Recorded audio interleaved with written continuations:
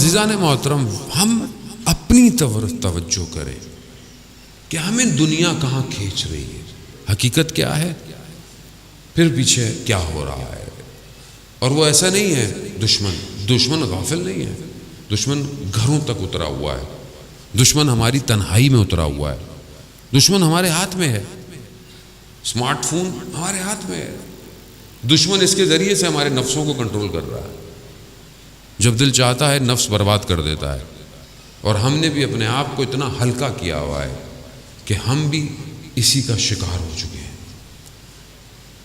اس کا ہدف ہی یہی ہے کہ یہ جوان تیار نہ ہو، لیکن اگر قرآن پڑھتا ہو، سورہ کہف سمجھتا ہو، تو خدا سے جب توکل کرے گا، خدا کی بارگاہ میں جائے گا، تو خدا اس کے کانوں کو اس دنیا کے شوروں سے بچا دے گا، اسے محفوظ کر دے گا اس دن کے لیے جس کا انتظار ہے۔ لیکن اس کے لیے ظاہر ہے ہم اپنے آپ کو اپنی طرف توجہ دیں کہ ہم کہاں ہیں، میں کہاں ہوں، میں اپنے آپ کو دیکھوں کہ میں دنیا میں کتنا مگن ہوں، میرے لیے دنیا کیا ہے، اور میں کتنا اپنے وقت کے امام سے متصل ہوں، میرے دن اور رات کیسے گزرتے ہیں، میری تنہائی کیسے گزرتی ہے۔ عزیزان محترم، میں ابھی بہرحال جہاں پڑھ کے آ رہا تھا وہاں میں نے بیان کیا حدیث، پوری تو شاید میں نہیں بیان کر پاؤں گا۔ مجلس اور عزاداری یہ ایک مقدمہ ہے ظہور کا۔ جب ہم آتے ہیں سننے تو امام رضا علیہ السلام، اللہم صلی علی محمد وآلہ، امام نے فرمایا، امام شبیب سے جب کہتے ہیں ابن شبیب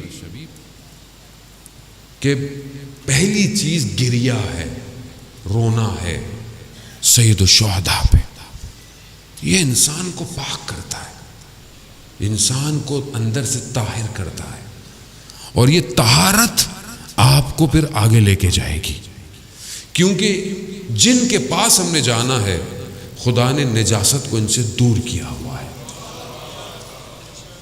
نجاست نہیں جا سکتی، تو پہلے طاہر ہونا ہے، پاک ہونا ہے۔ کیسے پاک ہوں؟ کہا کہ جو بکا کرتا ہے سید الشہداء پہ، خدا اس کے گناہ کبیر اور صغیرہ کو معاف کر دیتا ہے، معاف کر دیتا ہے۔ حدیث ہے، امام فرما رہے ہیں اور امام دعوت دے رہے ہیں، آؤ پاک ہو، پاک ہونا ہے، آؤ۔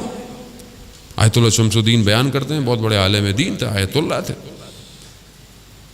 انہوں نے ایک دن اپنے شاگرد سے کہا، جو ان کا خاص شاگرد تھا، کہا کچھ طالب علموں کو، 40 طالب علموں کو لے کر آؤ۔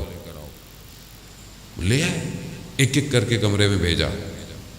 جب طالب علم باہر نکلتا تھا تو گریہ کرتا ہوا باہر نکلتا تھا۔ جب سب ایسے ہوتے انہوں نے پوچھا ماجرا کیا ہے، اندر کیا ہے؟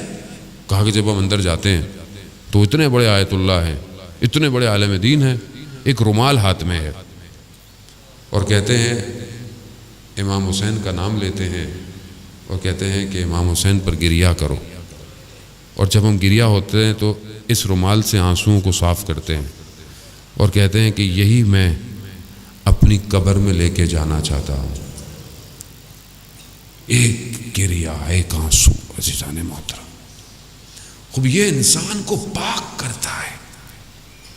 یہ جب پاک ہوں گے تو آپ کیوں گناہ کریں گے باہر جا کے؟ جو آنکھ امام حسین پر روتی ہو وہ آنکھ گناہ کرے گی؟ وہ آنکھ کیسے گناہ کرے گی؟ یہ تو وہ آنکھ ہے جو قیامت والے دن سب ساری آنکھیں گریہ کر رہی ہوں گی، تو یہ آنکھ خوش ہوگی، پرمسرت ہوگی۔